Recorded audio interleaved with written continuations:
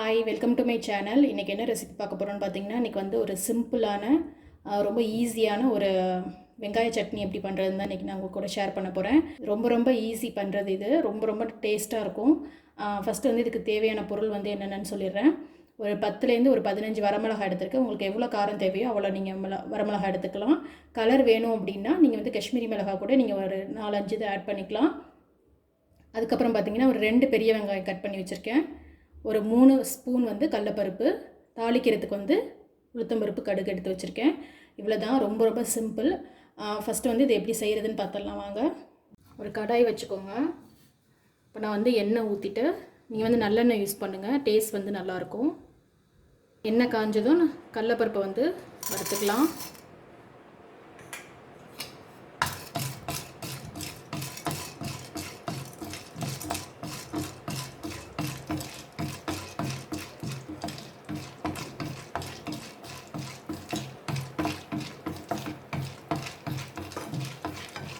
கடலப்பருப்பு நல்லா வறுப்பட்டதும் லைட்டாக வறுத்துக்கோங்க.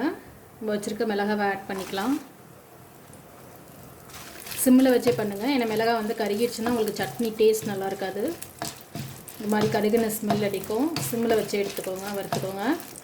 உங்களுக்கு வேணும்னா ஃபஸ்ட்டே நீங்கள் வந்து மிளகாவை வந்து எண்ணெயில் போட்டு வறுத்து தனியாக எடுத்து வச்சுட்டு அதுக்கப்புறம் நீங்கள் வந்து கடலப்பருப்பை வந்து வறுத்துக்கலாம்.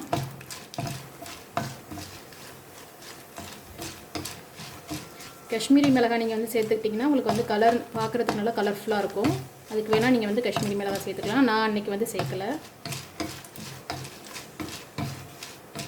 ரொம்ப சிம்பிள் தான் இது பண்ணுறது. ஆனால் டேஸ்ட் வந்து உங்களுக்கு ரொம்ப நல்லாயிருக்கும். ஃபுல் அண்ட் ஃபுல் வந்து நீங்கள் நல்லெண்ணெயிலே செஞ்சுக்கிட்டிங்கன்னா நீங்கள் வந்து ஒரு 4-5 நாள் கூட இந்த சட்னி வந்து நீங்கள் ஃப்ரிட்ஜில் ஸ்டோர் பண்ணிக்கலாம்.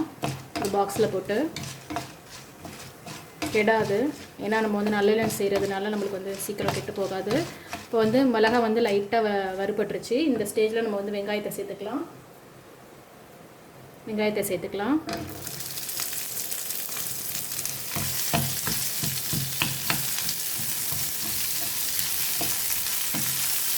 சிம்மில் வச்சே வறுத்துக்கோங்க. ஏன்னா மிளகாய் வந்து நம்ம முன்னாடியே சேர்த்துட்டதுனால கருகிறதுக்கு வந்து சான்ஸ் இருக்குது. அதனால் வந்து நீங்கள் சிம்மில் வச்சே பண்ணிக்கோங்க.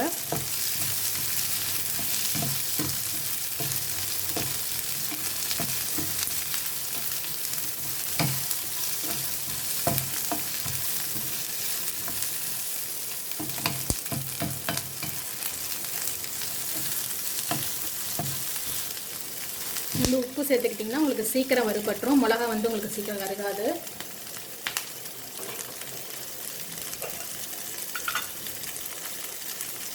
நான் வந்து உப்பு லைட்டாக சேர்த்துக்கிறேன்.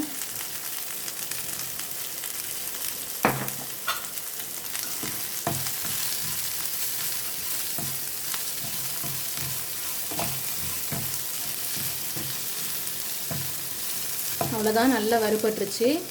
அடுப்பை ஆஃப் பண்ணிடலாம். இது வந்து நல்லா ஆறட்டும். ஆறுனதுக்கப்புறம் நம்ம மிக்சியில் போட்டு அரைச்சிக்கலாம். பார்த்திங்கன்னா நல்லா ஆறிடுச்சு. இப்போ அதை வந்து மிக்சியில் போட்டு நம்ம அரைச்சிக்கலாம்.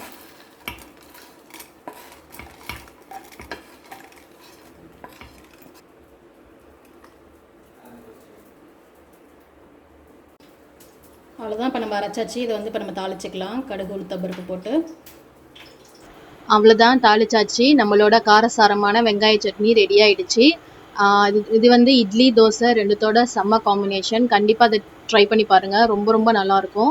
இந்த வீடியோ உங்களுக்கு பிடிச்சிருக்குன்னு நினைக்கிறேன். இந்த வீடியோ உங்களுக்கு பிடிச்சிருந்துச்சுன்னா மறக்காமல் என்னோட சேனலுக்கு லைக் பண்ணுங்கள். உங்கள் ஃப்ரெண்ட்ஸ் அண்ட் ஃபேமிலியோட ஷேர் பண்ணுங்கள். மறக்காமல் சப்ஸ்கிரைப் பண்ணிடுங்க. இதே மாதிரி ஒரு சூப்பரான வீடியோவோட நான் உங்களை அடுத்த தடவை பார்க்குறேன். அது வரைக்கும் பாய்.